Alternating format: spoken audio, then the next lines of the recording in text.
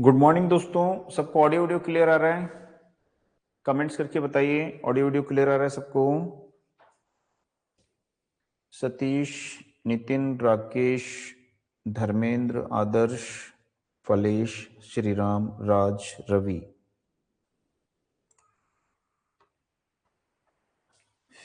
ठीक, तो चलिए क्लास को स्टार्ट करेंगे। तो यहां पे देखेंगे नंबर सिस्टम यानी कि संख्या पद्धति।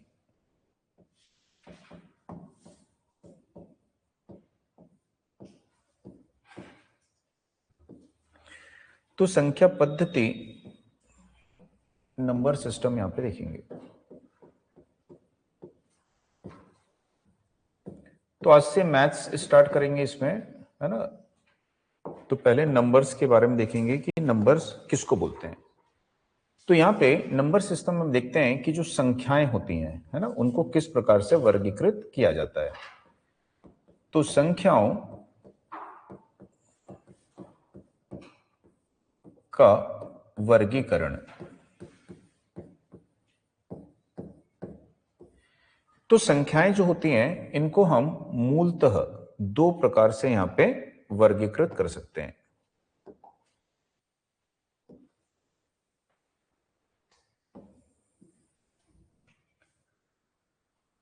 तो जैसे कि एक होती हैं वास्तविक संख्याएं,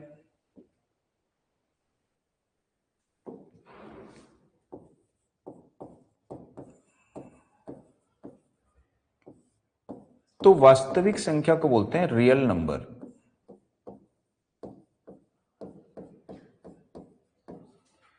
तो वास्तविक संख्या रियल नंबर का मतलब क्या होता है? जिनको हम संख्या लाइन पर प्रदर्शित कर सकते हैं। ठीक है, तो वे संख्या जिन्हें संख्या रेखा पर दर्शा सकते हैं।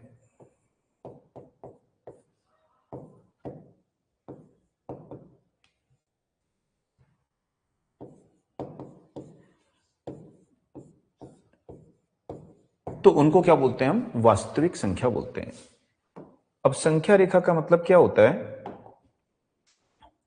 कि जैसे ये एक रेखा है, तो इस रेखा में यहां पे यह शून्य है। शून्य के बाद क्या आता है? एक, दो, या फिर लिख सकते हैं हम यहां पे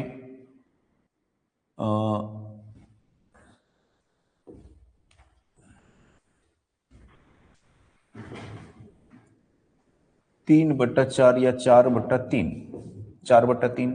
ठीक है, या फिर आप यहां पे लिख सकते हो √7।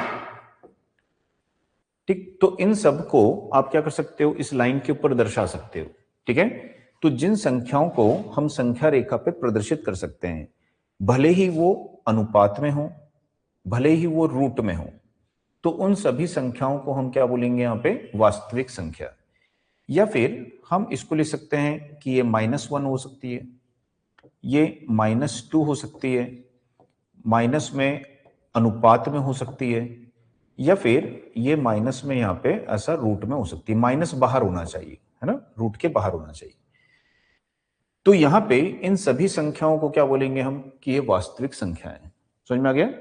तो वास्तविक संख्या किसको बोलेंगे? जिसको हम संख्या रेखा पर प्रदर्शित कर सकते हैं। ये संख्या रेखा है, और ये संख्याएं वास्तविक संख्याएं जो हो सकती हैं, ठीक है, पूर्ण संख्या के रूप में हो सकती हैं, या फिर वो अनुपात के रूप में हो सकती हैं, या फिर वो रूट के रूप में हो सकती हैं। धनात्मक भी हो सकती है और ऋणात्मक भी। लेकिन जब ऋणात्मक में रूट लेंगे तो रूट जो है, माइनस का जो चिन्ह है, ये इस रूट के क्या होना चाहिए? बाहर में होना चाहिए। दूसरी जो संख्याएं होती हैं इनको हम क्या बोलते हैं? काल्पनिक संख्या।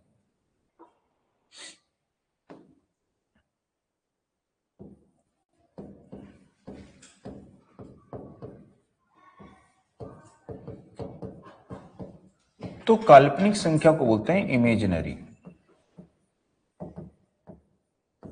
नंबर, इसको बोलते हैं।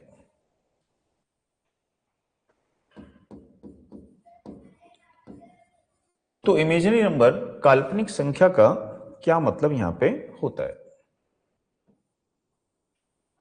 तो इमेजिनरी नंबर काल्पनिक संख्या का मतलब होता है जिन्हें हम संख्या रेखा पर प्रदर्शित नहीं कर सकते हैं।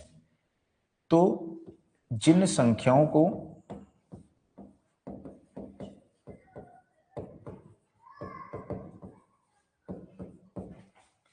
संख्या रेखा पर या नंबर रेखा या संख्या नंबर लाइन बोलते हैं, संख्या रेखा बोल सकते हो, संख्या रेखा पर प्रदर्शित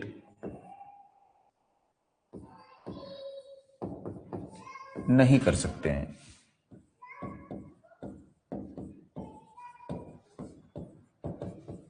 तो इनको हम संख्या रेखा पर प्रदर्शित नहीं कर सकते हैं। ठीक है, तो कौन से नंबर ये होते हैं?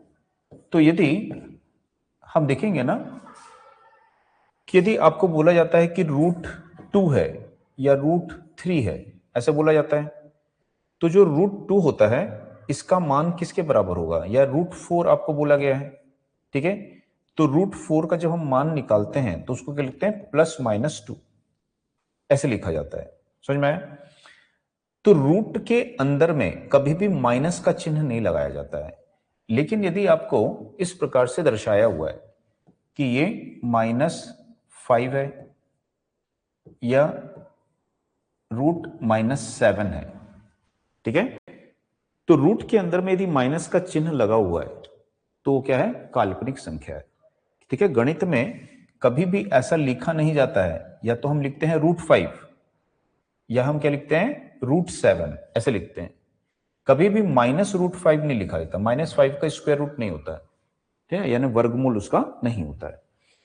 जैसे कि हम इलेक्ट्रिकल में पढ़ते हैं ना, जो हम इलेक्ट्रिकल में वो पढ़ते हैं वेक्टर, एसी फंडामेंटल पढ़ते हो आप लोग, तो उसमें देखते हो कि एक हमारे पास में आता है ऑपरेटर जे, ऑपरेटर जे आता है, तो ऑपरेटर जे का मान कितना होता है? तो उसको हम क्या लिखते हैं? √-1 लिखते हैं।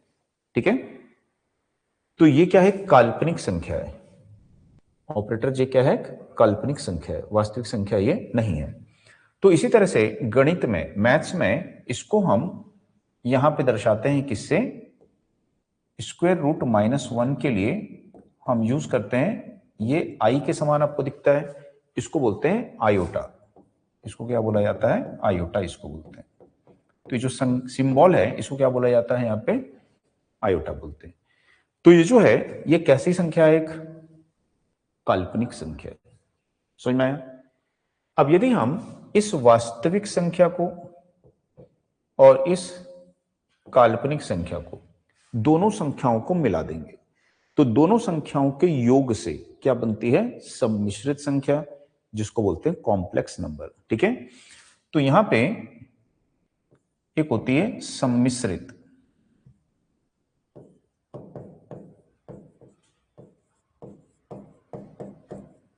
संख्या, तो सम्मिश्रित संख्या को बोलते हैं कॉम्प्लेक्स नंबर।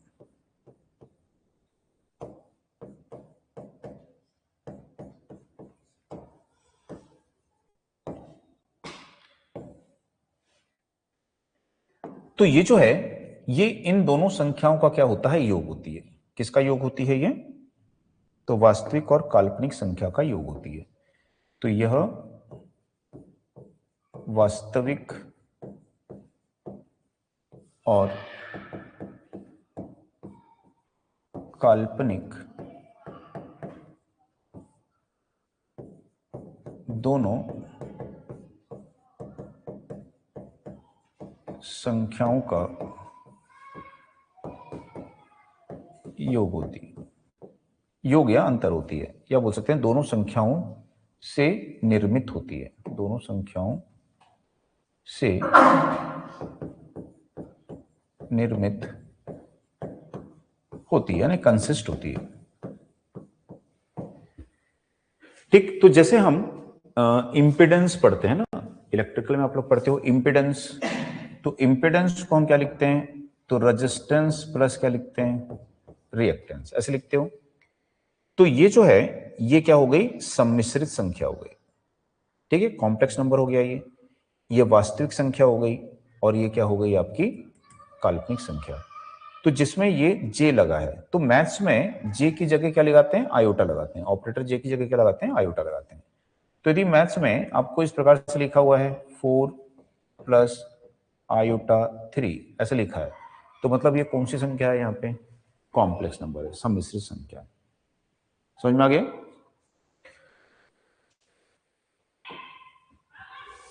तो ये संख्या पद्धति में हमने देखा कि संख्याओं को इस प्रकार से हम यहाँ पे वर्गीकृत करते हैं।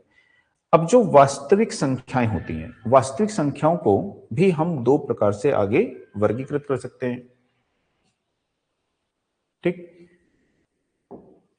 तो यहां पे देखेंगे कि ये हमारी जो वास्तविक संख्या है,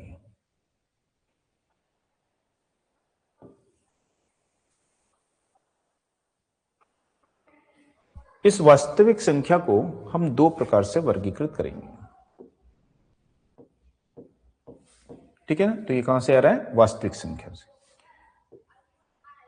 तो वास्तविक संख्या जो होती हैं ये दो प्रकार की होती हैं, एक होती है परिमेय संख्या और एक होती है अपरिमेय संख्या।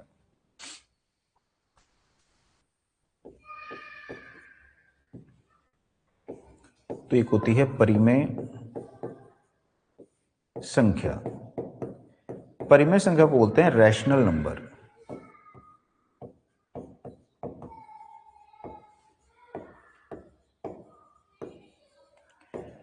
और दूसरी होती है अपरिमेय संख्या।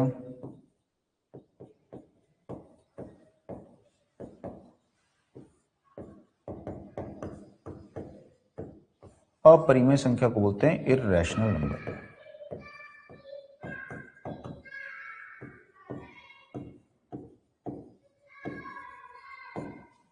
ठीक, अब जो परिमेय संख्या है किसको बोलते हैं, तो जिस संख्या को हम अनुपात में व्यक्त कर सकते हैं। ठीक है, तो जिस संख्या को आप क्या कर सकते हो, यहां पे अनुपात में व्यक्त कर सकते हो, तो उसको क्या बोलोगे कि वो क्या है, एक परिमेय संख्या है।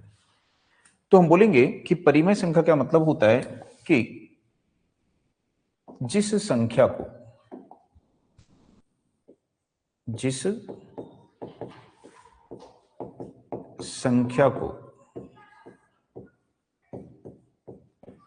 P बटा Q के अनुपात में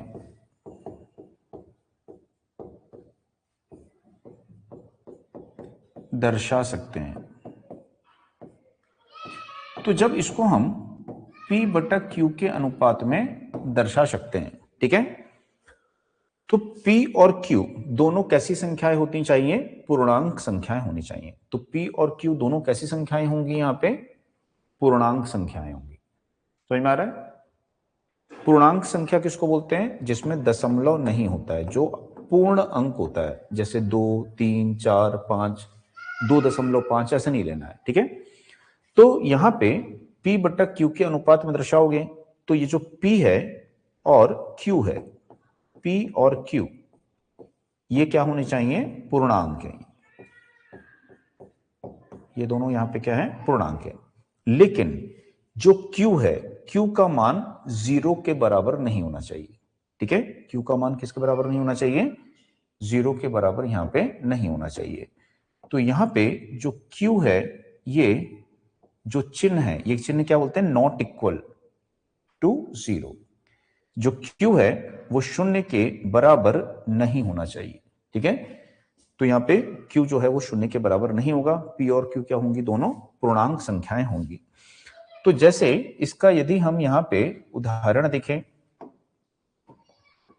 तो यदि इसका हम यहां पे उदाहरण देखें कि किस संख्या को हम परिमेय संख्या बोल सकते हैं। ठीक है, तो जैसे अनुपात है 5/3, माइनस में भी हो सकता है, -4/1 हो सकता है, 22/7 हो सकता है। ठीक, 4 है, -3 है, ठीक है, 0/5 है। समझ में आया? तो 0/5 भी क्या है, परिमेय संख्या है, क्योंकि यदि हम 0 को 5 से भाग देंगे तो क्या आएगा, 0 आएगा। ठीक है, तो यहां पे ये शून्य नहीं होना चाहिए। यदि बोला कि 5/0 तो ये परिमेय संख्या नहीं है। समझ में आया? तो 0/5 भी क्या होगा, एक परिमेय संख्या होगा। तो जिनको हम अनुपात में व्यक्त करते, 4 जो है, 4 का मतलब क्या हो गया, इसको हम 4/1 लिख सकते हैं, ठीक है। -3 का मतलब क्या हो गया, -3/1 लिख सकते हो। तो जिनको अनुपात में लिखा जाता है तो उनको हम क्या बोलते हैं, परिमेय संख्या है, ठीक है। तो ये p हो गया, ये पूर्ण अंक है, दशमलव में नहीं है, पूर्ण अंक है, ये भी पूर्ण अंक है। तो इस तरह से ये परिमेय संख्या है। अपरिमेय संख्या क्या हो जाएगा, इसका उल्टा हो जाएगा। तो इसको हम p/q के अनुपात में प्रदर्शित नहीं कर सकते हैं। तो इसको आप p/q के अनुपात में यहां पे नहीं दर्शा सकते हो। तो हम बोलेंगे कि अपरिमेय संख्या का मतलब होगा कि जिस संख्या को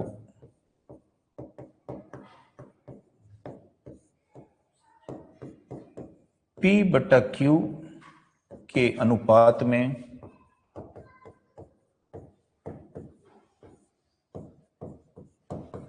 दर्शाया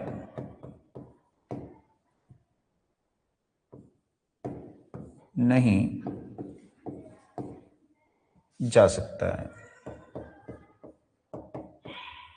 तो इनको हम p/q के अनुपात में नहीं दर्शा सकते हैं। तो इनको क्या बोलेंगे कि ये क्या है, अपरिमेय संख्या है। तो अपरिमेय संख्या क्या हो जाएगी, तो जैसे हम उदाहरण देखेंगे यहां पे, तो जो √2 है, √3 है, ठीक है। तो इस तरह से जो रूट में वैल्यू है, इनको क्या बोलेंगे, क्या है, अपरिमेय संख्या है। या बोल सकते हैं हम कि √2/√3 ये भी क्या है, एक अपरिमेय संख्या है। जो पाई है, पाई भी क्या है, एक अपरिमेय संख्या है, ठीक है ना। पाई का मान हम सामान्यतः क्या बोलते हैं कि पाई का मान क्या होता है, 22/7।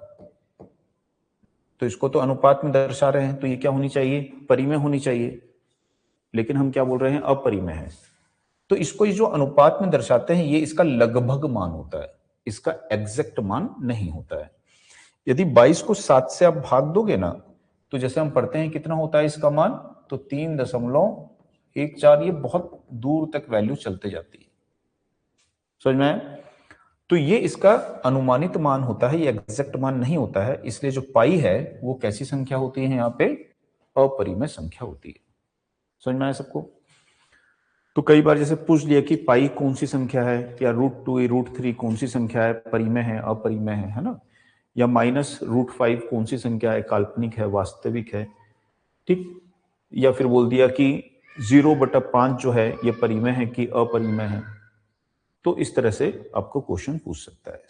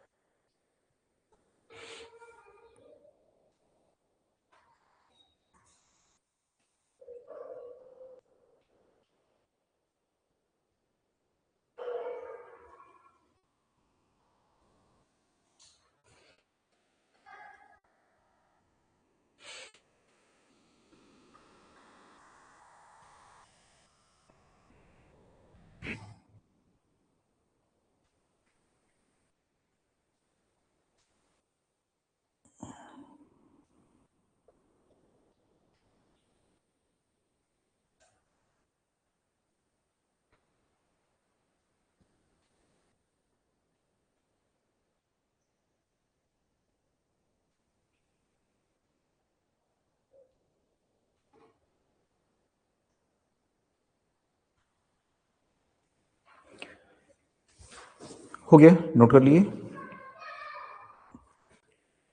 ठीक। तो अब इसके बाद में आगे लिखते हैं इसमें। तो यहां पे हम देखेंगे परिमेय संख्याओं के बारे में। तो यहां पे ये हमारी है परिमेय संख्या।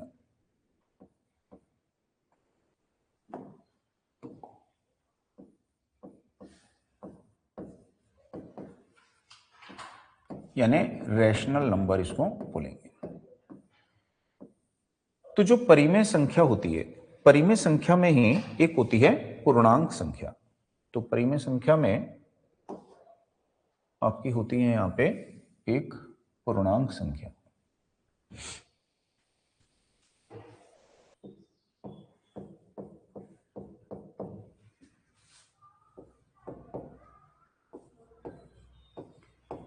तो जो पूर्णांक संख्या है इसको बोलते हैं इंटीजर।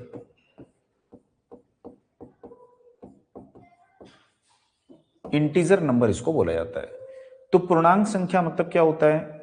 ऐसी संख्या जो पूर्ण अंक के रूप में व्यक्त की जाती है। ठीक है, तो वह संख्या जो पूर्ण अंक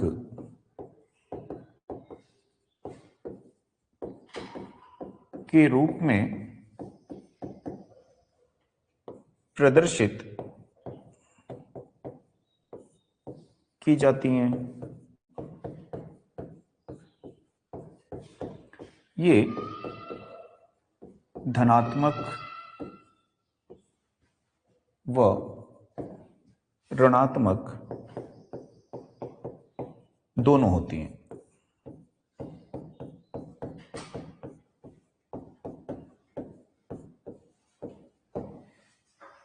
ठीक, तो जैसे हम यहां पे देखेंगे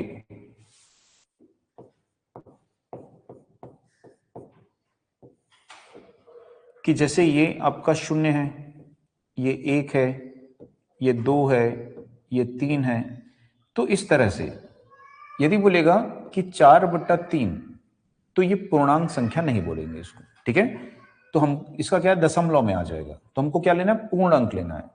तो इसी तरह से ये -1, -2, -3, तो ये पूर्ण अंक के रूप में प्रदर्शित की जाएगी।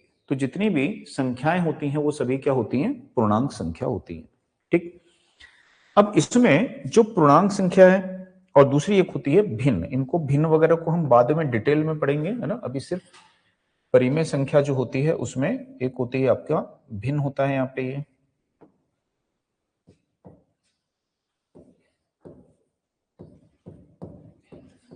भिन्न संख्याएं, है ना, ये आपके कोर्स में है। तो भिन्न संख्या को क्या बोलते हैं, फ्रैक्शनल। तो फ्रैक्शनल नंबर इनको बोला जाता है।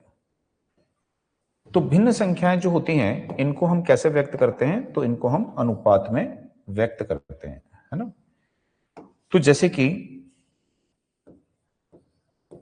उदाहरण आपका कुछ भी ले सकते हो, 3/4 है, 11/7 है, 12/5 है। तो ये सब क्या है, भिन्न संख्याएं हैं।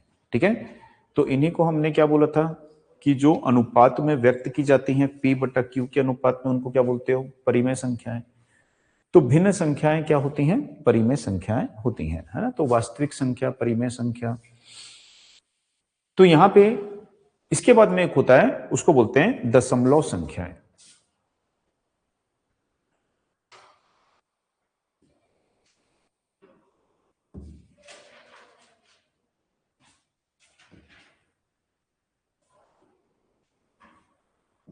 तो एक होती है दशमलव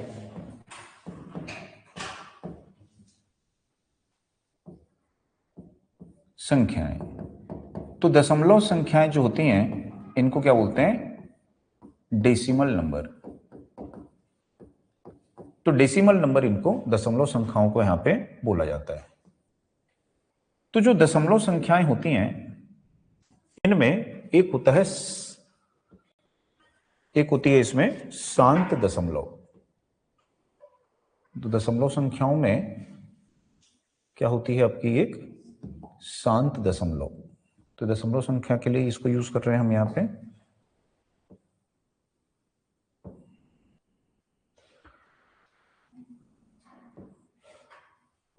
तो एक यहां पे है शांत दशमलव। तो शांत दशमलव का मतलब क्या होता है कि यदि हम यहां पे लिखें कि 37/100, तो इसको क्या लिखोगे, 0.37। ठीक, तो यहां पे इसके बाद में और कोई संख्याएं नहीं आएंगी, तो इसको क्या बोलेंगे, शांत दशमलव बोलेंगे। ठीक है, यहां हम लिख दिए 33 या 3/10, 3/10 लिख दिए, तो इसको क्या लिखोगे, 0.3 लिखोगे, तो इसको क्या बोलेंगे कि क्या है, शांत दशमलव संख्या है। दूसरी जो होती है अशांत दशमलव, अशांत आवर्ती दशमलव। तो अशांत आवर्ती दशमलव संख्या का मतलब क्या होता है, तो जैसे कि यदि आप जो 10 है, इस 10 को 3 से भाग दोगे, या 1 को दे दो, नहीं तो 1 को यदि आप 3 से भाग दोगे, ठीक है, तो आप क्या लिखोगे इसको, तो 0.333 ये चलते जाएगा। ठीक, तो हम क्या बोलेंगे कि ये दशमलव क्या है, अशांत है, इसका मान लगातार क्या होगा, संख्या का आगे की तरफ बढ़ते जाएगा, तो इसको क्या बोलेंगे कि ये क्या है, अशांत दशमलव है। ठीक है, दूसरा आवर्ती है, आवर्ती मतलब एक ही अंक की पुनरावृत्ति हो रही है, एक ही अंक बार बार रिपीट हो रहा है, तो उसको क्या बोलेंगे कि ये क्या है, एक आवर्ती दशमलव है। ठीक है, तो अशांत दशमलव में दशमलव के बाद में, ठीक है, संख्याएं समाप्त नहीं होती हैं। यदि दशमलव के बाद संख्याएं समाप्त हो गई तो शांत दशमलव, और दशमलव के बाद यदि संख्या समाप्त नहीं हो रही है, लगातार आगे की ओर बढ़ती जा रही है, भाग देते जा रहे हो, बढ़ती जा रही है, तो उसको क्या बोलेंगे, अशांत। और यदि एक ही संख्या की पुनरावृत्ति बार बार हो रही है तो उसको क्या बोलेंगे, आवर्ती दशमलव बोलेंगे। ठीक, तो इस तरह से ये यहां पे हुआ। एक होता है इसमें अशांत, ठीक है, अनावर्ती दशमलव, तो उसको बोलेंगे यहां पे अशांत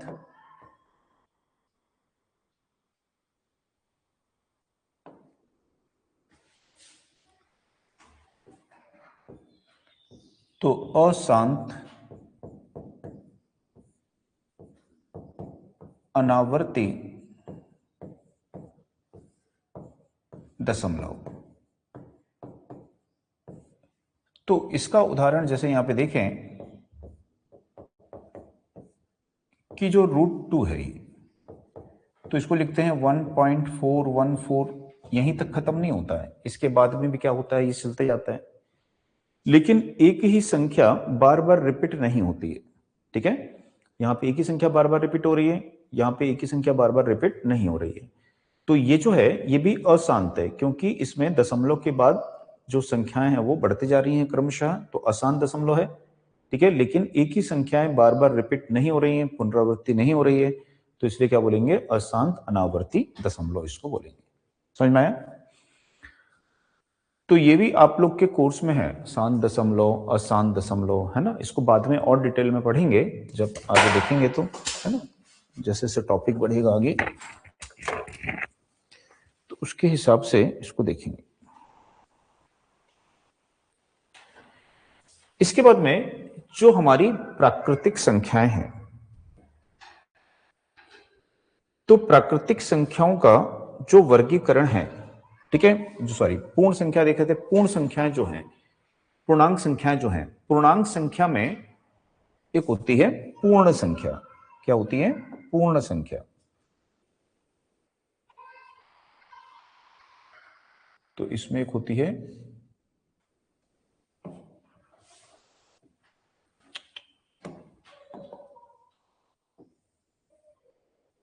इसको ऐसे लिख लेते हैं,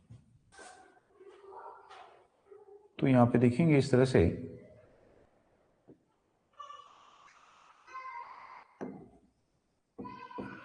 कि एक होती है पूर्ण संख्या। तो पूर्ण संख्या को क्या बोलते हैं? Whole number.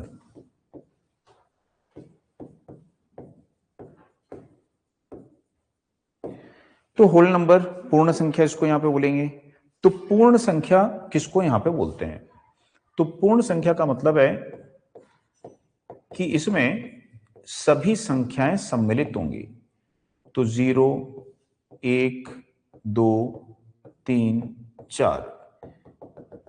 तो 0 से लेके सभी संख्याएं क्या होती हैं, इसमें सम्मिलित होती हैं, तो उसको क्या बोलते हैं, पूर्ण संख्या, यानी कि ये संख्याएं पूरी हो गई। ठीक है, तो इसमें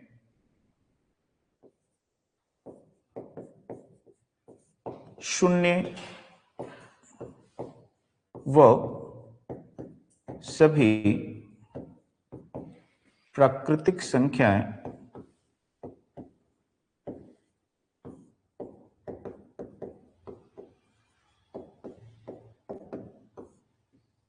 होती हैं, उपस्थित होते हैं, सॉरी देते हैं, उपस्थित होती हैं। तो मेन इसमें होल नंबर जो होता है, पूर्ण संख्या जो होती है, इसमें आपको ध्यान रखना है शून्य इसमें सम्मिलित रहता है। अब यदि इसमें से शून्य को हटा देंगे तो क्या बन जाएगी, वो प्राकृतिक संख्या बन जाएगी।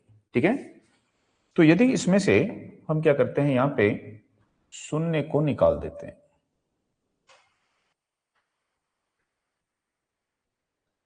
तो इसमें से हम यदि शून्य को निकाल देंगे तो हम क्या बोलेंगे कि वो कौन सी संख्या बन जाएगी, यहां पे प्राकृतिक संख्या बन जाएगी।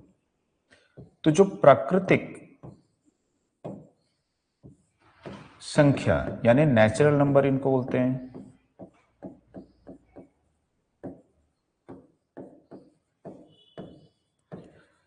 तो प्राकृतिक संख्या या नेचुरल नंबर हम किसको बोलेंगे, तो इसमें शून्य नहीं होता है, तो 1 से लेकर के ये अनंत तक यहां पे होगी। ठीक है, तो इसमें कौन सम्मिलित नहीं रहेगा यहां पे, तो प्राकृतिक संख्याओं में शून्य नहीं होता है। तो याद रखना है कि प्राकृतिक संख्या में शून्य नहीं होता है।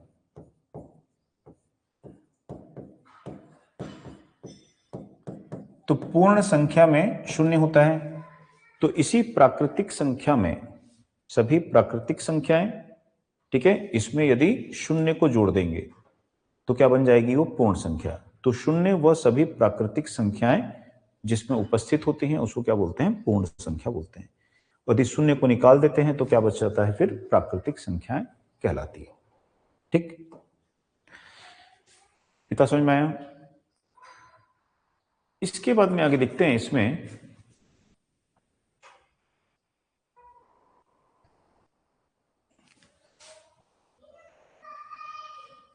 दिख रहा है ना सबको, दिख रहे हैं अक्षर।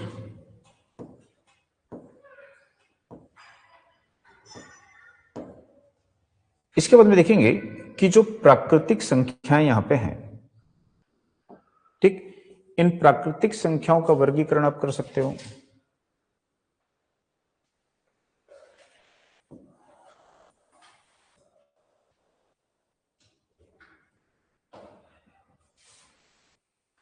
तो यहां पे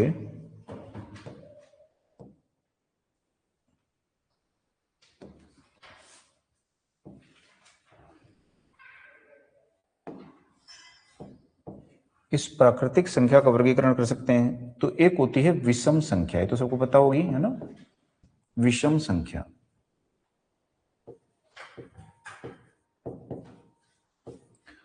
तो विषम संख्या को क्या बोलते हो, ऑड नंबर।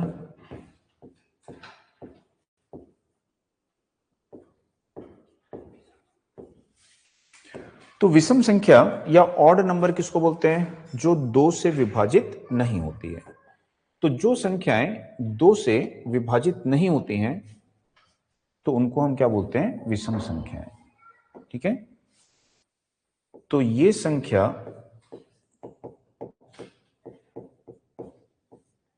2 से विभाजित नहीं होती है। तो जो 2 से विभाजित नहीं होती है उनको क्या बोलते हैं, विषम संख्या।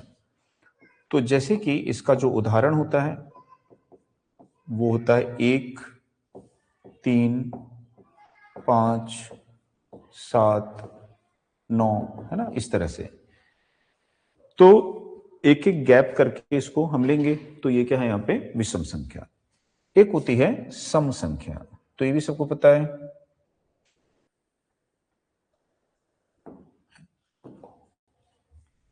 तो यहां पे देखेंगे एक होती है सम संख्या। तो सम संख्या को बोलते हैं एवन नंबर। तो सम संख्या किसको बोलेंगे? जो दो से क्या होती है? विभाजित होती है।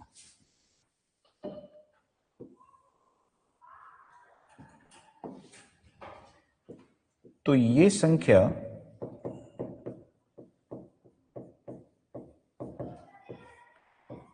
दो से विभाजित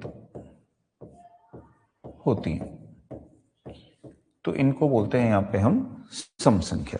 ठीक, तो जैसे कि इसका जो उदाहरण है, शून्य से चालू होता है ना, 2, 4, 6, 8। अब आपको लगेगा कि शून्य को हम 2 से कैसे विभाजित करेंगे? तो शून्य को 2 से विभाजित कर सकते हैं। यदि शून्य को 2 से विभाजित करेंगे तो क्या आएगा? शून्य आएगा। समझ में आया? तो शून्य भी क्या है? एक सम संख्या है। तो ये नहीं सोचना है कि शून्य तो 2 से विभाजित नहीं होती है, तो वो सम है कि नहीं। तो शून्य को 2 से विभाजित करने पर शून्य ही आता है, इसलिए शून्य भी क्या है? एक सम संख्या यहां पे है। ठीक है। एक होती है भाज्य संख्या, एक होती है यहां पे भाज्य संख्या।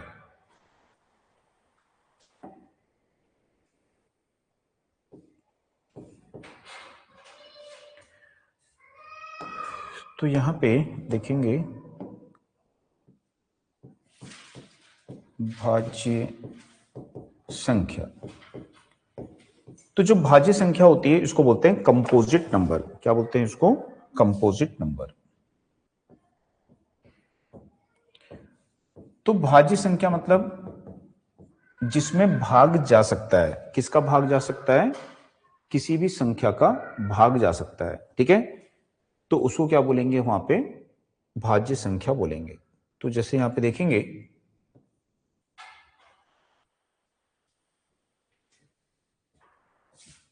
तो जो संख्या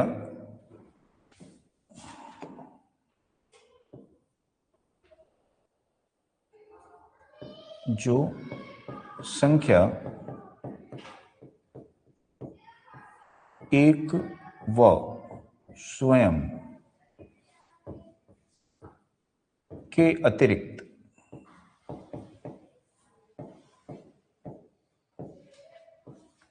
अन्य संख्याओं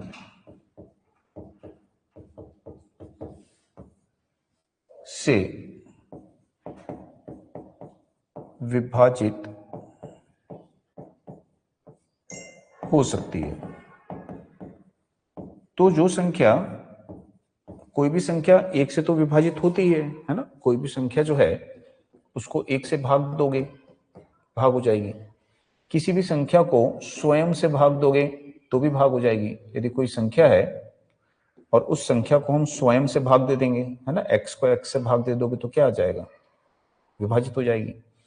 लेकिन इसके अतिरिक्त बोल रहा है कि दूसरी संख्याओं से भी क्या होनी चाहिए? वो विभाजित हो सकनी चाहिए। तो जैसे कि हम उदाहरण देखेंगे यहां पे, इसका जो उदाहरण होगा, अब जो ये 2 है, ठीक है, ये 2 क्या है? 1 से विभाजित हो जाएगी। ठीक है, स्वयं से भी विभाजित हो जाएगी। क्या ये किसी अन्य संख्या से विभाजित हो सकती है क्या? तो ये एक भाज्य संख्या नहीं है। ठीक है, इसी तरह से देखेंगे 3 जो है, ये स्वयं से विभाजित होगी, 1 से भी विभाजित होगी, तो स्वयं से विभाजित होगी, 1 से विभाजित होगी। ठीक है, लेकिन किसी दूसरी संख्या से विभाजित हो सकती है क्या? तो ये भी भाज्य संख्या नहीं है। तो अपने को जो स्वयं से तो होगी, ठीक है, 1 से भी होगी, लेकिन के अतिरिक्त अन्य संख्या से विभाजित हो सकती है। इसके अतिरिक्त अन्य संख्या से विभाजित होनी चाहिए। तो जैसे हम देखेंगे 4 4 जो है, ये 4 1 से विभाजित होगा, स्वयं से विभाजित होगा और इसके अतिरिक्त अन्य संख्या से विभाजित होगा। ठीक है, तो ऐसी संख्या जो स्वयं से विभाजित हो सकती है, ठीक है, और 1 से विभाजित हो सकती है, इसके अतिरिक्त किसी अन्य संख्या से भी विभाजित होना जरूरी है, तभी उसको क्या बोलेंगे कि वो भाज्य संख्या है। लेकिन वो किसी अतिरिक्त संख्या से भी विभाजित नहीं होती है तो वो एक भाज्य संख्या नहीं है। तो भाज्य संख्या जो होती है कौन कौन सी होती है, समझ में आया? तो इसको थोड़ा सा ऊपर कर देते हैं। तो इसका जो उदाहरण है, ठीक है, तो भाज्य संख्या कौन सी होती है? यहाँ पे 4 होती है, 4 भाग हो जाएगी। 5 भाग होगी क्या? नहीं होगी। 6 हो जाएगी। 7 भाग होगी क्या? नहीं होगी। 8 हो जाएगी। ठीक है, 9 भाग हो जाएगी। ठीक, 10 भाग हो जाएगी। तो ये सभी क्या है? भाज्य संख्या। समझ में आया? सबसे छोटी भाज्य संख्या कौन सी है? 4 है। ठीक है, तो ये क्वेश्चन भी पूछता है कि सबसे छोटी भाज्य संख्या कौन सी होती है, तो वो 4 होती है। तो यहां पे हम लिखेंगे कि 4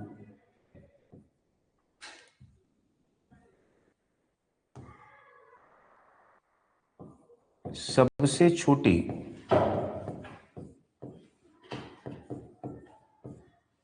भाज्य संख्या है। तो ये जो है सबसे छोटी भाज्य संख्या, ठीक, तो सबसे छोटी भाज्य संख्या है। दूसरा देखेंगे 9 जो है ये सबसे छोटी विषम भाज्य संख्या है। तो ये भी भाज्य संख्या है, लेकिन विषम संख्याओं में सबसे छोटी भाज्य संख्या कौन सी होती है? 9। समझ में आया? सम संख्याओं में सबसे छोटी भाज्य संख्या कौन सी है? 4। तो 4 सम संख्या भी है सबसे छोटी भाज्य संख्या में, और सबसे छोटी संख्या भी 4 है।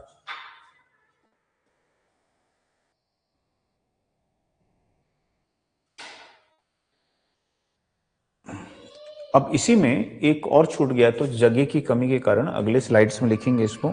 ठीक है, उसको बोलेंगे हम अभाज्य संख्या। तो इसी के साथ में, ठीक है, तो हम कौन सी संख्या दे रहे हैं? प्राकृतिक संख्याएं। तो प्राकृतिक संख्याएं ये सब प्राकृतिक संख्याएं देख रहे हो, मतलब आप क्या देख रहे हो? ठीक है, परिमेय संख्या देख रहे हो। परिमेय संख्या देख रहे हो मतलब आप क्या देख रहे हो? वास्तविक संख्याएं। तो ये सभी वास्तविक संख्याएं हैं, ये सभी प्राकृतिक संख्याएं हैं, ठीक है, और ये सभी परिमेय संख्याएं हैं। ठीक है, नोट कर लिए। अब इसके बाद में यहां पे है अभाज्य संख्या। उसी के साथ में भाज्य के बाद में अभाज्य आता है। तो यहां पे देखेंगे अभाज्य संख्या। तो जो अभाज्य संख्या होती है इसको बोलते हैं प्राइम नंबर। Prime number. तो अभाज्य संख्या का मतलब क्या हो गया? जो केवल स्वयं से विभाजित होगी और 1 से विभाजित होगी, उसके अलावा किसी दूसरी संख्या से विभाजित नहीं होगी। तो वे संख्याएं जो केवल 1 और स्वयं को छोड़कर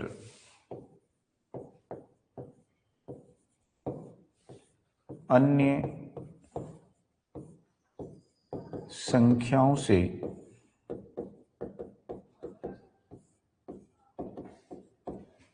विभाजित नहीं होती हैं।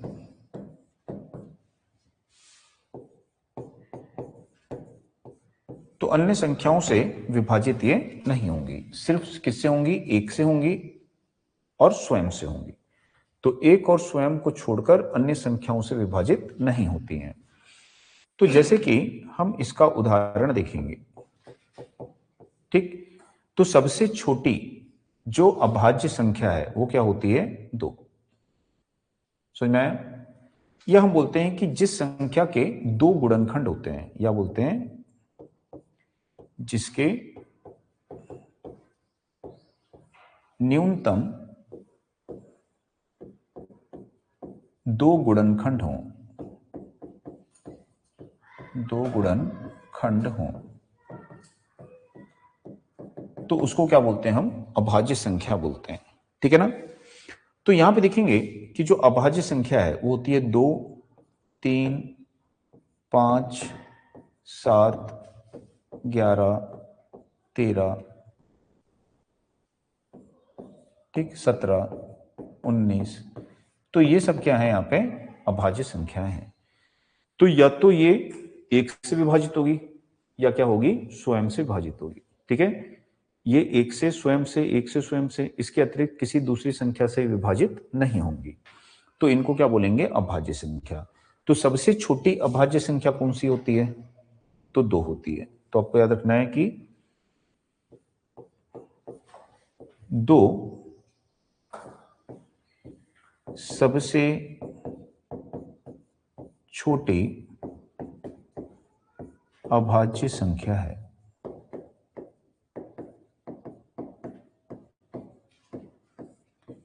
तो 2 जो है ये सबसे छोटी अभाज्य संख्या है।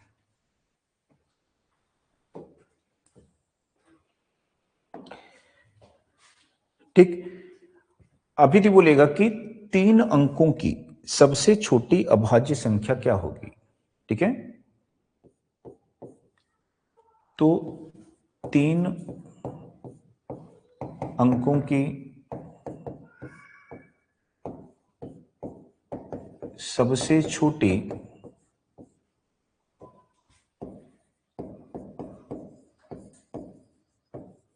अभाज्य संख्या ये होती है 101। ठीक,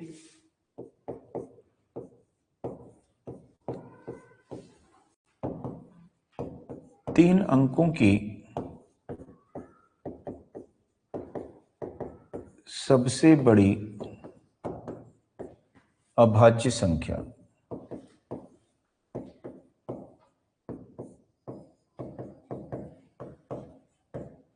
ये होती है 997।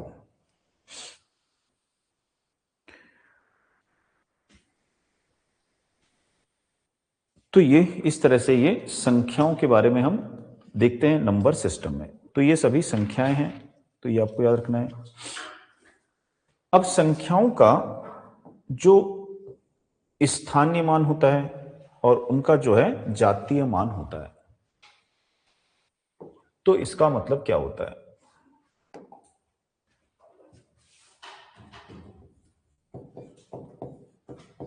तो संख्याओं का स्थानीय मान,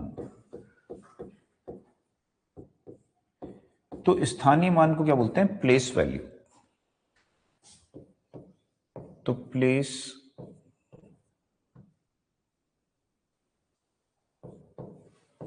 वैल्यू ऑफ नंबर।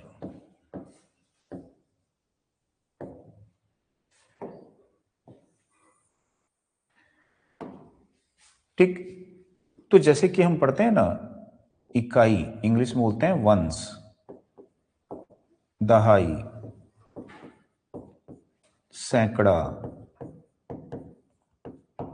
हजार, तो इसको बोलते हैं वंस इंग्लिश में, टेंस, हंड्रेड, थाउजेंड्स, है ना, ऐसे इसको बोला जाता है।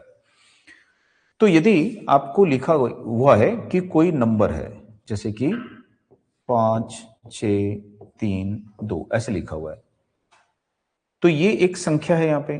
अब इस संख्या में 6 का स्थानीय मान कितना है, तो क्या है 600। 3 का स्थानीय मान क्या है 30, 5 का स्थानीय मान क्या है? 5000। तो स्थानीय मान का मतलब है, प्लेस वैल्यू का मतलब है कि वो इकाई, दहाई, सैकड़ा, हजार जो हम लिखते हैं उनमें किस स्थान पे रखी हुई है। ठीक है, या बोल सकते हैं कि किसी भी संख्या के आगे, मतलब उसके बाद में बोलेंगे, किसी संख्या के बाद में जितनी संख्याएं हैं उतने जीरो लगा दो तो वो उस संख्या का क्या हो जाता है? स्थानीय मान हो जाता है। तो हम बोलेंगे कि किसी संख्या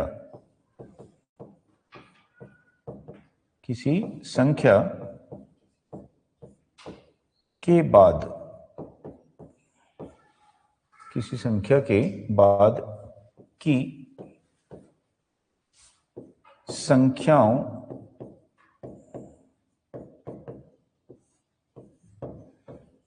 के बराबर शून्य लगाने से स्थानीय मान प्राप्त होता है। तो जैसे यहां पे देखेंगे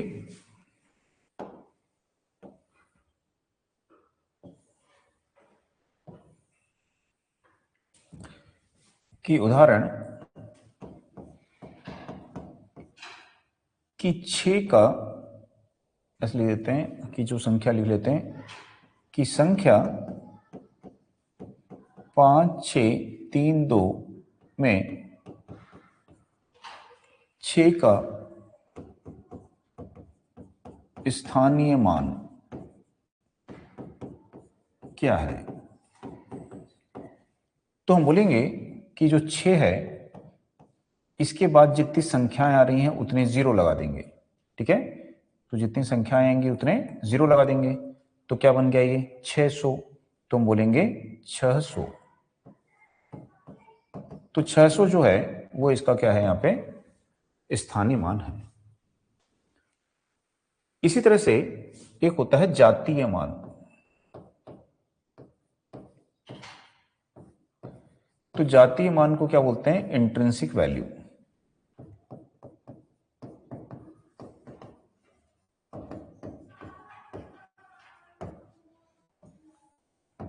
तो किसी भी संख्या का जातीय मान उस अंक के बराबर होता है। ठीक है, किसी भी संख्या का जातीय मान क्या होता है?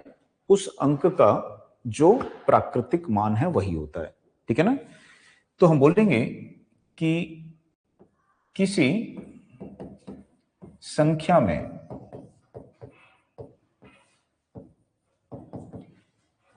किसी अंक का प्राकृतिक मान ही उसका जातीय मान होता है।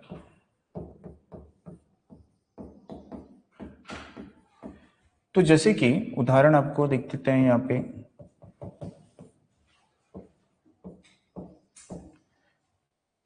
में 4 का जातीय मान क्या है? तो आंसर आएगा 4 का जातीय मान क्या है? जो उसका प्राकृतिक मान है। 4 का प्राकृतिक मान क्या होता है? 4 ही होता है। ठीक, 6 का जातीय मान क्या होगा? 6। 3 का जातीय मान क्या होगा? 3।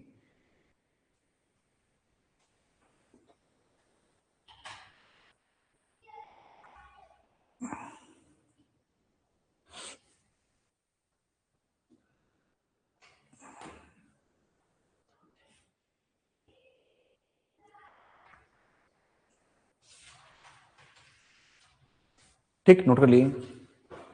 इसके बाद में देखेंगे कि 4 अंकों की जगह है तो यही लिख लेते हैं कि जो 4 अंकों की सबसे बड़ी संख्या या सबसे छोटी संख्या ऐसे बोलेगा। ठीक है, तो 4 अंकों की सबसे छोटी संख्या तो यदि छोटी संख्या निकालनी है तो जितने भी अंकों की पूछ रहा है, ठीक है, तो एक लिख करके उसके पीछे उतने शून्य लगा देंगे, ठीक है। तो 4 अंक हो गए, तो एक लिखकर उसने शून्य उसके पीछे लगा देंगे। और यदि बोलता है बड़ी संख्या, तो 4 अंकों की सबसे बड़ी संख्या,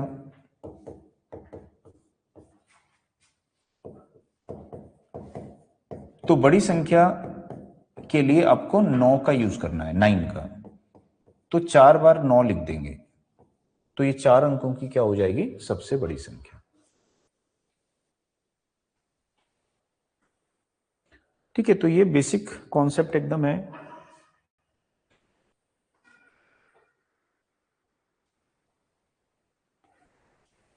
नोट कर लिए। इसके बाद में देखेंगे कि विभाज्यता के नियम क्या होते हैं, यानी डिवाइडिंग रूल क्या होते हैं।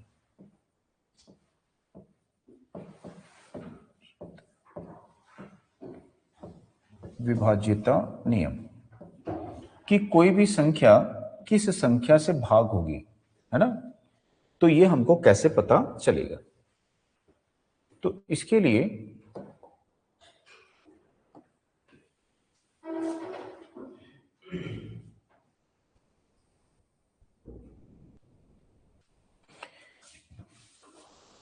यहां पे हम लिखेंगे संख्या, अब उसका विभाज्यता का क्या नियम है, और उसका यहां पे एक आध उदाहरण ले लेंगे।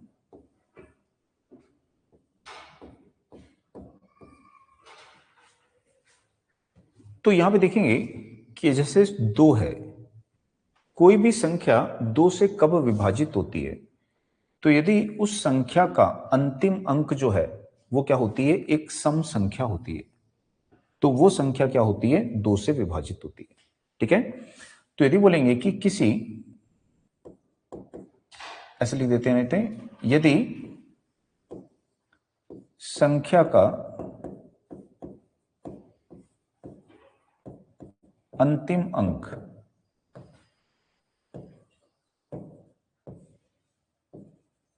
अंतिम एक अंक 2 से विभाजित हो, ठीक है। तो जैसे अंतिम अंक जो है 2 है, 0 है, 2 है, 4 है, 6 है, 8 है, तो यदि उसका जो अंतिम एक अंक होना चाहिए वो 2 से क्या होना चाहिए, विभाजित होना चाहिए। तो जैसे कि हम यहाँ पे उदाहरण लिखेंगे, यहाँ पे जैसे कि 2, 4, 8 है, तो इसका जो ये अंतिम अंक है 8 है, ये तो ये 8 2 से विभाजित हो जाता है ना, तो ये 2 से विभाजित हो जाएगी। या फिर हम लिखेंगे 2, 4, 5, 0, तो अंतिम अंक 0 है, ये भी 2 से विभाजित हो जाता है, ठीक है। तो ये भी क्या है, 2 से विभाज्य संख्या है। तो अंतिम एक अंक यहाँ पे लेना है, तो ये अंतिम एक अंक 2 से यदि विभाजित होता है तो वो संख्या 2 से विभाजित हो जाती है, ठीक है। इसके बाद में देखेंगे कि कोई संख्या 4 से कब विभाजित होती है, तो यदि संख्या के अंतिम दो अंक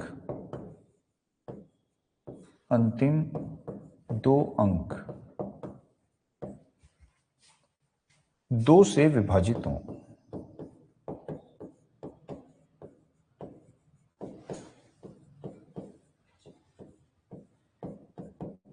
सॉरी 2 बोल रहा हूं, 4 से विभाजित हों, यदि संख्या के अंतिम 2 अंक 4 से विभाजित हों, तो यदि किसी संख्या के अंतिम 2 अंक किससे विभाजित होंगे, 4 से, तो वो संख्या क्या हो जाएगी, यहां पे 4 से विभाजित हो जाएगी। जैसे 936 है, अब जो 36 है ये अंतिम 2 अंक हैं, तो ये अंतिम 2 अंक 4 से विभाजित हो जाते हैं, तो ये संख्या क्या हो जाएगी, 4 से विभाजित हो जाएगी, ठीक है। तो कोई भी संख्या है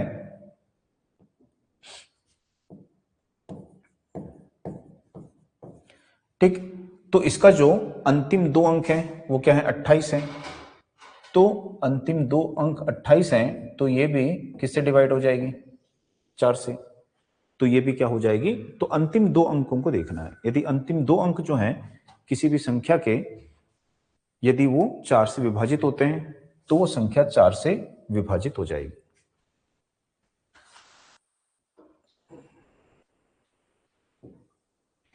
कोई संख्या 8 से कब विभाजित होगी, तो यदि संख्या के अंतिम 3 अंक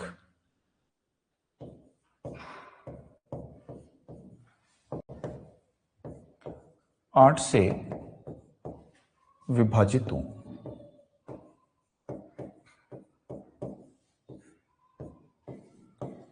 तो यदि किसी संख्या के अंतिम 3 अंक जो हैं वो क्या होने चाहिए, 8 से विभाजित होने चाहिए। ठीक है।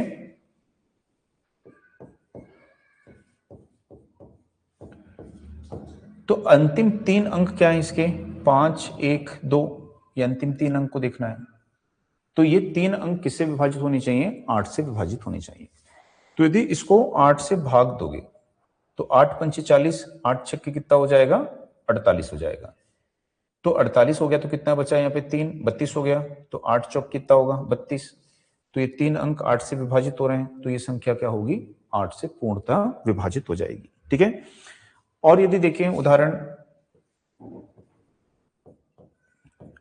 तो अंतिम 3 अंक, ठीक है, 38 कितना होता है, 56, तो 70 आ जाएगा ये।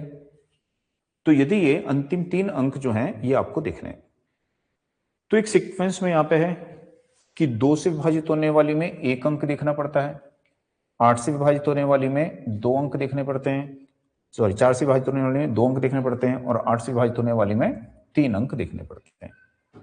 समझ में आया। इसके बाद में यदि कोई संख्या 3 से और 9 से कब विभाजित होती है, 3 और 9, तो कोई भी संख्या 3 और 9 से कब विभाजित होगी, तो क्या करना है, उस संख्या के सभी अंक जो हैं उन अंकों को जोड़ देना है, और जोड़ने पर उनका जो योग है, यदि वो 3 से विभाजित होता है तो वो संख्या 3 से विभाजित होगी, और यदि 9 से विभाजित होता है तो वो संख्या 9 से विभाजित होगी। ठीक है। तो संख्या के अंकों का योगफल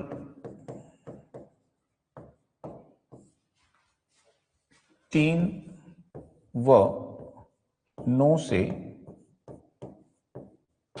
विभाजित हो।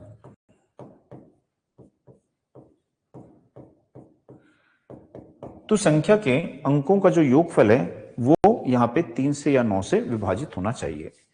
तो जैसे कि 6, 9, 5, 3, 4 ये एक संख्या है, तो इस संख्या के अंकों का क्या लोगे आप, योगफल ले लोगे। तो 6, 9, 5, 3 और 4, तो इन सभी का योगफल ले लोगे। ठीक है। तो ये कितना हो जाएगा, 20, 9, 19 और 8 कितना हो जाएगा, 27।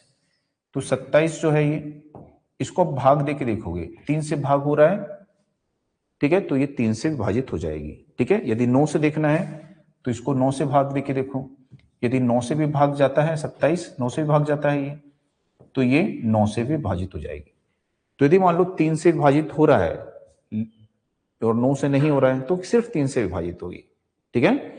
तो संख्या के अंकों का जो योगफल है वो 3 से या 9 से यदि विभाजित होता है तो वो 3 और 9 से विभाजित होने वाली संख्या होती है।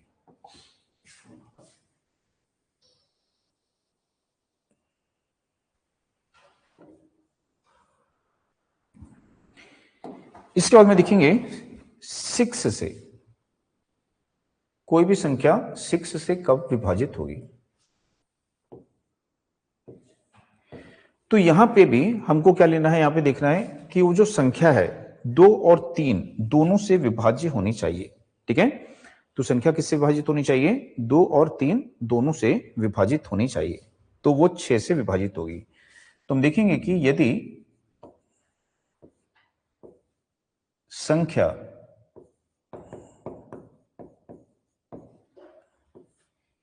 दो और 3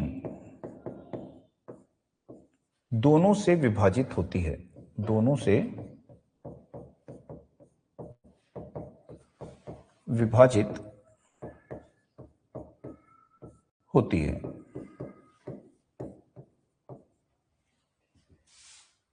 तो वह 6 से भी विभाजित होती है। अब बोलोगे कोई संख्या है 2 से तो हो रही है लेकिन 3 से नहीं हो रही है, तो वो 6 से विभाजित नहीं होगी। दोनों से होना चाहिए, 2 से विभाजित होनी चाहिए और 6 से विभाजित होनी चाहिए, ठीक है। तो संख्या जो है किससे विभाजित होनी चाहिए? तो 2 से विभाजित होनी चाहिए और 6 से विभाजित होनी चाहिए, दोनों से विभाजित होनी चाहिए। तो जैसे कि यहां पे हम देखेंगे कि ये 6, 9, 5, 4 ऐसे कोई संख्या यहां पे ले ली है, ये संख्या ले ली है यहां पे, ठीक है। अब इस संख्या के अंतिम अंक क्या है?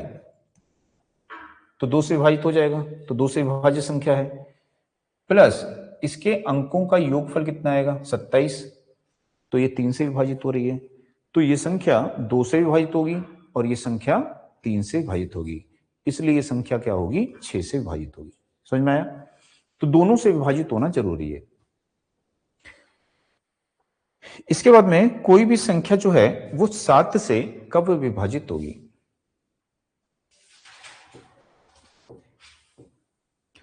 तो 7 से विभाजित करने के लिए क्या करेंगे? संख्या का जो अंतिम अंक है उस अंतिम अंक का क्या लेंगे? दुगुना लेंगे। तो संख्या के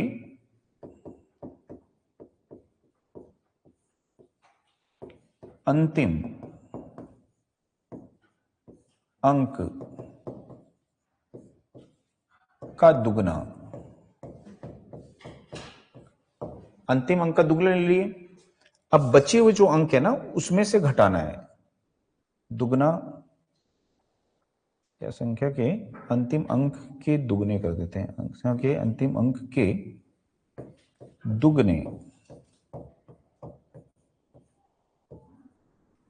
मान को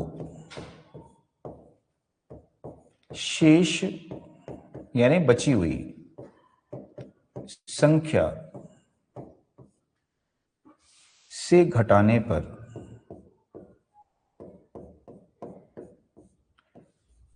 प्राप्त संख्या 0 या 7 से विभाज्य हो, ठीक है। तो जो प्राप्त संख्या है या तो वो 0 होनी चाहिए, ठीक है, या 7 0 या 0 हो, ऐसे लिख देते हैं 0 हो या 7 से विभाज्य हो, नहीं तो क्या है सेंटेंस गड़बड़ हो जाता है। 0 हो या 7 से विभाज्य हो, ये तो 0 होनी चाहिए या फिर 7 से क्या होनी चाहिए? विभाज्य होनी चाहिए, ठीक है। तो जैसे कि मान लीजिए 273 ये कोई संख्या है यहां पे, अब इसका क्या लेना है आपको? अंतिम अंक ले लेना है। तो इसका अंतिम अंक क्या है? यहां पे 3 है, ठीक है।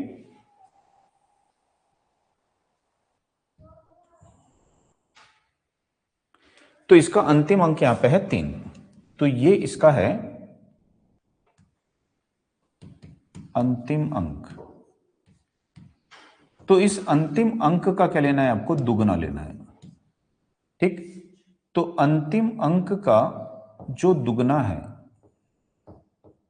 तो अंतिम अंक का दुगना कर दिए शेष संख्या से, तो अंतिम अंक के दुगने को, दुगने मान को शेष संख्या से, तो इसको जब दुगना कर दिए शेष क्या बचा? 27, तो शेष संख्या से घटाना है। तो यदि हम इस 27 में से 6 को घटा देंगे तो कितना आ जाएगा?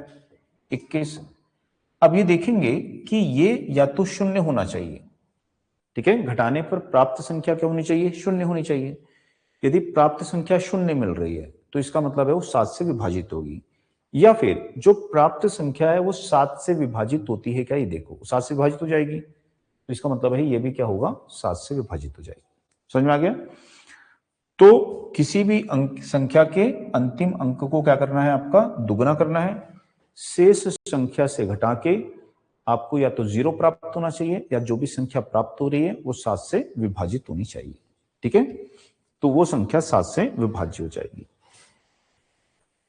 5 से विभाजित का नियम तो सबको पता है ना, कि अंतिम अंक क्या होना चाहिए? 5 या 0 होना चाहिए। उसको भी लिख लेते हैं एक लाइन में। तो यहां पे इसके बाद में देखते हैं आगे, इसी को कंटिन्यू थोड़ा सा है।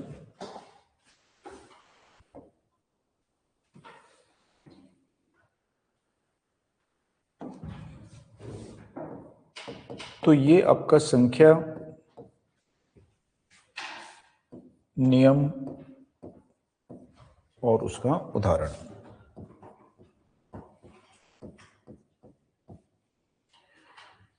तो हम देखेंगे 5 से विभाज्य का नियम बहुत सरल है कि अंतिम अंक 0 या 5 हो। तो उदाहरण इसका देख लेते हैं, यहाँ पे कोई भी 230 है ना, 505 ऐसा कुछ भी ले सकते हो। तो यहां पे देखेंगे इसके बाद में 11 से विभाजित संख्या। तो कोई भी संख्या 11 से विभाजित होगी या नहीं, तो संख्या के करेंगे सम स्थान पे जो अंक है और विषम स्थान पे जो अंक है उनका योगफल लेंगे और उनके योगफल का अंतर लेना है फिर, ठीक है। तो संख्या के सम स्थान के अंकों का योग, ठीक है, और इसको माइनस कर देंगे, घटाएंगे, ठीक है। विषम स्थान है ना, ये संख्या नहीं है, विषम स्थानों, या इसको इसके बट्टे में कर देते हैं, ऐसे लेते हैं संख्या के सम स्थान के, इसको नीचे कर देते हैं। तो संख्या के सम स्थान के अंकों का योग और विषम स्थानों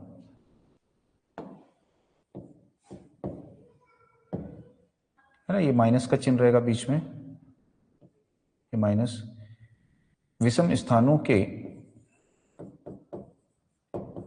अंकों का योग।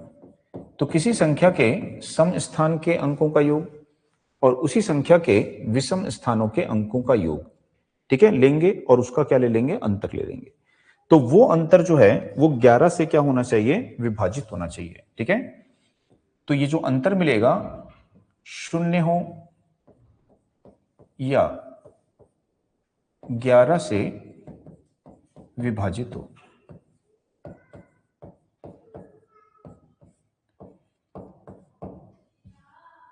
समझ में आ गया?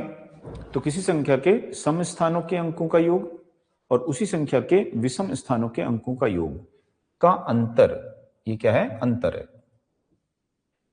किसके बराबर होना चाहिए? ये या तो 0 के बराबर होना चाहिए या 11 से विभाजित होना चाहिए। तो वो संख्या जो है 11 से विभाजित हो जाएगी। तो जैसे यहां पे देखेंगे,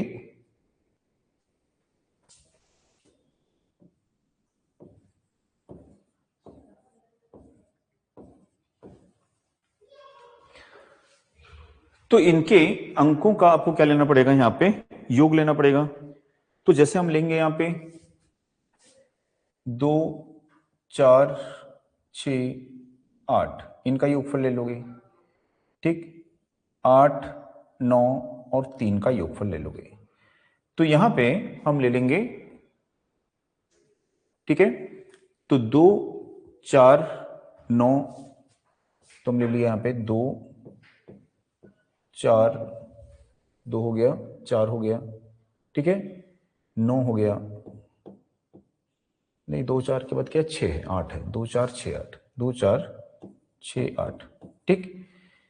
इसको योग ले लेना है अभी। और दूसरा क्या है आपके पास में, 2, 4, 6, 8 के बाद में 8, 9 और 3 है, 8, 9 और 3 है। अब इनका आपको क्या लेना है, अंतर लेना है, ठीक है। तो इनको पहले जोड़ लो, तो 17 और 3 कितना हो जाएगा, 20, और यहां पे 20 ये भी हो जाएगा, ठीक। तो इनका जो अंतर है वो क्या आ जाएगा, 0 हो जाएगा। तो 0 हो मतलब ये क्या होगी, 11 से विभाजित हो जाएगी। समझ में आए? या फिर जो अंतर मिलेगा वो 11 से विभाजित होना चाहिए, तब वो क्या होगी, 11 से विभाजित हो जाएगी। समझ में आए? इसके बाद में देखेंगे कि 13 से विभाजित का नियम। कोई भी संख्या जो है वो 13 से कब विभाजित होगी, तो 13 से विभाजित के लिए क्या करना पड़ेगा, जो संख्या का अंतिम अंग है उसका क्या लेना पड़ेगा, 4 गुना लेना पड़ेगा। जैसे यहां पे हमने दुगना लिए थे ना, 7 के लिए क्या लिए थे, दुगना, तो 7 के लिए दुगना लिए थे। तो वैसे ही 13 से विभाजित के लिए आपको क्या लेना है, अंतिम अंक का 4 गुना, और शेष संख्या से क्या करना है, घटाना है। जो आपको परिणामी मिलेगा वो 13 से विभाजित होना चाहिए, ठीक है। तो हम लेंगे अंतिम अंक का 4 गुना, अंतिम अंक का, अंतिम अंक के, ऐसे लिख देते हैं, अंतिम अंक के 4 गुने मान को शेष संख्या से घटाने पर, सॉरी घटाना नहीं, यहाँ पे शेष संख्या में जोड़ना है, यहाँ पे क्या करना है, जोड़ना है, शेष संख्या में जोड़ने पर,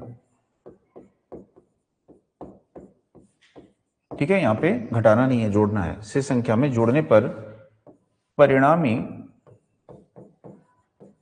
संख्या 13 से विभाजित होनी चाहिए, विभाजित हो, ठीक। तो यहां पे जैसे कि ये कोई संख्या है, तो ये इसका क्या हो गया, अंतिम अंक हो गया। तो इसके अंतिम अंक का क्या लेना है आपको, यहां पे 4 गुना लेना है, और उसको शेष संख्या में जोड़ देना है। तो कितना आ जाएगा, तो ये जो है ये 13 से विभाजित होगा, क्या देखना है, तो 13 पंचे 65, तो ये संख्या क्या होगी, 13 से विभाजित हो जाएगी। समझ में आया? तो इस तरह से अंतिम अंक का आपको क्या लेना है, 4 गुना, और उसको शेष संख्या में क्या करना है, जोड़ देना है। अब इसके बाद में 17 से विभाजित होने का नियम यहां पे क्या होता है,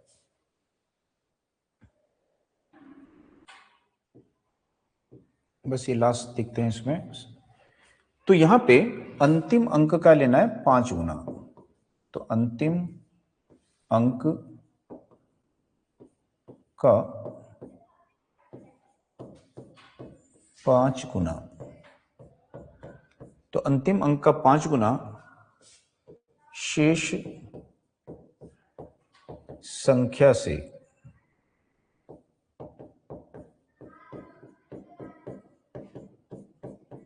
घटाना है। घटाने पर परिणामी यानी प्राप्त संख्या 17 से भाज्य होनी चाहिए, ठीक। तो जैसे कि कोई संख्या यहां पे ले लेते हैं, और वो संख्या है यहां पे 561, ठीक, तो जो ये इसका अंतिम अंक है,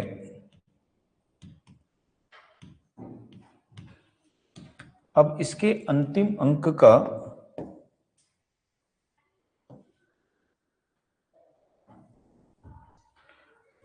आपको कितना गुना लेना है? 5 गुना,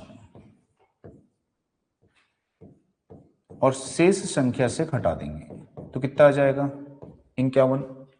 तो 51 जो है 17 से क्या होता है? भाज्य होता है। 17 × 51, तो ये क्या होगा? 17 से भाज्य संख्या होगी। ठीक है, तो इस तरह से ये भाज्यता क्या है या विभाज्यता का क्या है नियम यहां पे।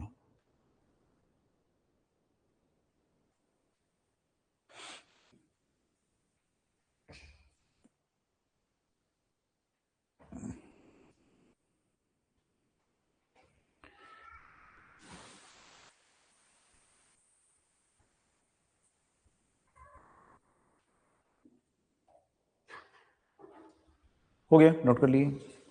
इसके बाद में यदि बोलता है कि संख्याओं का क्या करना है, आपको योगफल निकालना है, तो संख्याओं के योगफल, संख्याओं का लिख देते हैं, संख्याओं का योगफल ज्ञात करने का नियम। तो संख्याओं का जो योगफल है वो आप यहां पे कैसे ज्ञात करोगे? तो जैसे कि आपको बोला कि प्राकृतिक संख्याएं हैं, उनका योगफल निकालो। ठीक है, तो n क्रमागत, क्रमागत का मतलब क्या होता है? लगातार। तो n क्रमागत या लगातार प्राकृतिक संख्याओं का योगफल। तो जैसे बोला कि 50 प्राकृतिक संख्याओं का योगफल क्या होगा, या 100 प्राकृतिक संख्याओं का योगफल क्या होगा, तो 1 से लेके 50 तक जोड़ना पड़ेगा, 1 से लेके 100 तक जोड़ना पड़ेगा, है ना। तो उसी को यहां पे बोल रहा है कि यदि बोल रहा है n क्रमागत यानी लगातार प्राकृतिक संख्याओं का योगफल निकालना है, तो आपको जो भी बोल रहा है, जैसे 50 बोल रहा है, तो अंतिम संख्या क्या हो जाएगी? 50। तो आपको लिखना है यहां पे अंतिम संख्या धन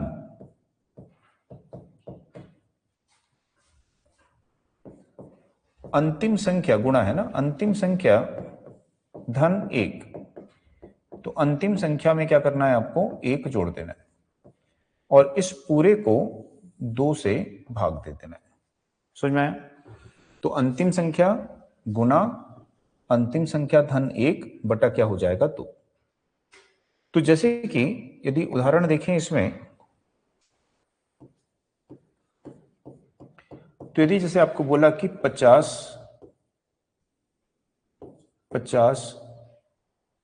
तक की क्रमागत या लगातार बोल सकता है, या क्रमागत बोल सकता है, क्रमागत प्राकृतिक संख्याओं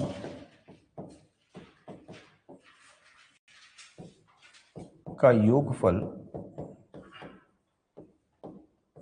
ज्ञात करो। तो इस तरह से आपको पूछा यहां पे, तो हम देखेंगे कि 1 से लेके 50 तक, तो ये क्या बोल रहा है? 1 2 3 ऐसे करके कहां तक आएगी? ये 50 तक। तो 1 से लेके 50 तक प्राकृतिक संख्याएं किसको बोलते हैं? है ना, नेचुरल नंबर है यहाँ पे। तो यहाँ पे 1 से लेके कहां तक होता है? वो अनंत तक होता है, लेकिन हमको सिर्फ बोल रहा है 50 तक का निकालना है। तो अंतिम संख्या क्या हो जाएगी? 50। तो अंतिम संख्या यहां पे ले लेंगे हम, गुणित अंतिम संख्या के साथ में 1 को जोड़ दोगे, और इसको किससे भाग दे दोगे? 2 से। ठीक, तो ये 2 से भाग दोगे तो कितना आ जाएगा? ये 25, और ये कितना हो जाएगा? 51। तो 25 गुणित क्या होगा? 51। तो 25 एकम कितना होगा? 25, 25 का 5, हाथ में कितना आएगा 2, 25 पंचे कितना होगा 125 और 2 कितना हो जाएगा 127। तो ये इसका आंसर यहां पे आएगा। तो कितनी भी संख्याएं बोले, 40 बोलेगा तो 40 रख देंगे, है ना, 100 बोलेगा तो 100 रख देंगे।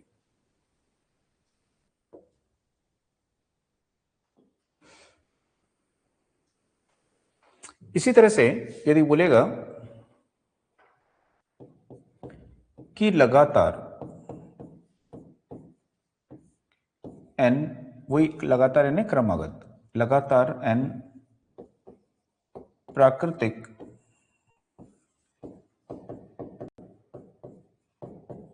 संख्याओं के वर्गों का योग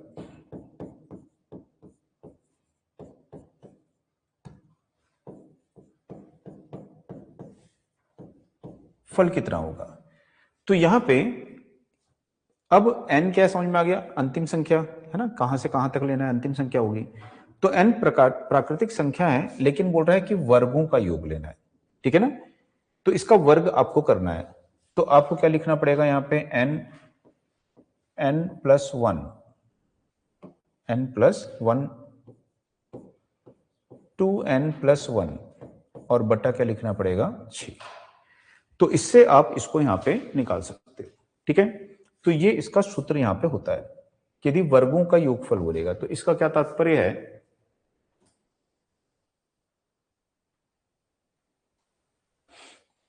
तो जैसे उदाहरण देखेंगे, तो उदाहरण आपको दिया कि 1 का वर्ग, 2 का वर्ग, 3 का वर्ग, तो इस तरह से ये वर्ग चल रहा है और ये वर्ग आपको बोल रहा है 20 का वर्ग, ठीक है। तो 1 से लेके 20 तक ये प्राकृतिक संख्या हो गई। तो प्राकृतिक संख्याओं के वर्गों का क्या निकालना है, यहां पे योगफल निकालना है, ठीक है। तो इसका मान हमको बोला कि भाई ज्ञात करो, तो इस सूत्र में क्या कर देंगे, हम यहां पे मान को रख देंगे। तो इसका जो हम हल करेंगे यहां पे, तो संख्याएं कितनी हो जाएंगी आपकी 20 हो जाएंगी, ठीक है। और 20 धन 1 और 20 गुणित 2 और धन 1 और बटा क्या कर देंगे यहाँ पे 6। अब इसको आप सरलीकरण यहाँ पे कर लोगे, ठीक। तो इसको भाग दे दोगे, तो भाग दोगे तो ये कितने से भाग चले जाएगा 2 से, तो 2 से 3 बार जाएगा, 2 से ये 10 बार जाएगा, तो जाएगा 10 गुणित 21 गुणित 40 और 1 41 हो जाएगा और बटा 3 आएगा। तो 3 से इसको भाग दे दोगे तो कितना आ जाएगा 7, ठीक है। तो हम लिखेंगे 7 एकम 7, 7 चौक 28 और इसका एक शून्य यहां पे लगा देंगे, तो ये हमारा यहां पे आंसर आ जाएगा। तो मेन आपको ये ऐसे सूत्र जो है थोड़े याद रखने पड़ेंगे यदि इस तरह का क्वेश्चन आता है तो।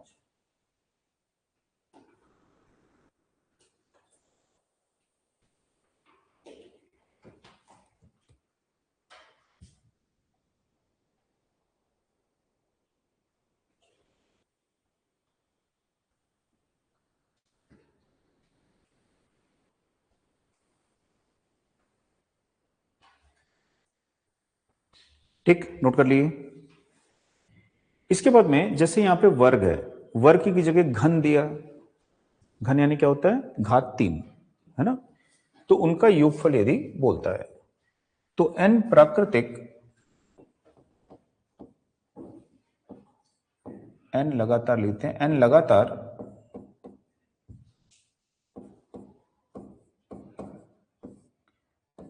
प्राकृतिक संख्याओं के घनों का योग। तो घनों का योग निकालने के लिए जो सूत्र यहां पे है यह है n प्लस 1 का वर्ग बटा 2 और इस पूरे का वर्ग। ठीक है, ये वर्ग नहीं, इस पूरे का क्या है यहाँ पे वर्ग है। तो n+1 बटा 2 और पूरे का क्या है यहाँ पे वर्ग है। तो जैसे कि यहां पे आपको उदाहरण बोला कि 1 का क्यूब, 2 का क्यूब, 3 का क्यूब, 4 का क्यूब, 5 का क्यूब और 7 का क्यूब। तो इनका मान कितना होगा? ठीक, तो इनका मान निकालने के लिए संख्याएं कितनी है हमारे पास में? 7 हैं। तो n की जगह कितना रख दोगे यहाँ पे? 7। 7 धन 1 बटा 2 और पूरे का क्या कर दोगे? वर्ग। तो यहां पे देखेंगे ये हो जाएगा 7 गुणित 8 बटा 2 और पूरे का वर्ग, तो हो जाएगा 7 गुणित 4 और पूरे का वर्ग, है ना, 2 से भाग दे दोगे। 7 चौक 28, तो 28 का क्या हो जाएगा? ये वर्ग हो जाएगा। ठीक है, तो 28 का जो वर्ग होता है वो कितना होता है? 784। तो ये हमारा यहाँ पे आंसर आ जाएगा। तो इस तरह से वर्गों का जो योग है वो आप यहाँ पे निकाल सकते हो। ठीक है, तो आज इतना ही देखते हैं, बाकी नेक्स्ट क्लास में देखेंगे आगे, है ना इसमें।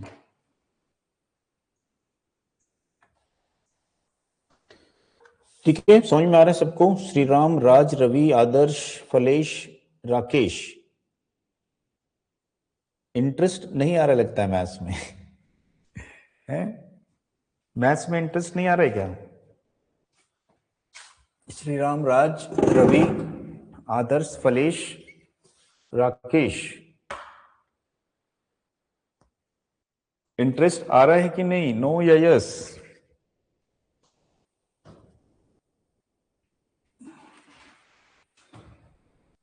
आ रहा है, अच्छा लगा, यस, ठीक है।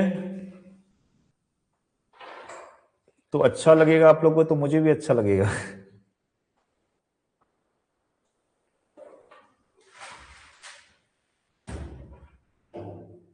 ठीक है, तो कल मिलते हैं और शाम को भी मिलते हैं अभी तो। ठीक है, ओके, बाय।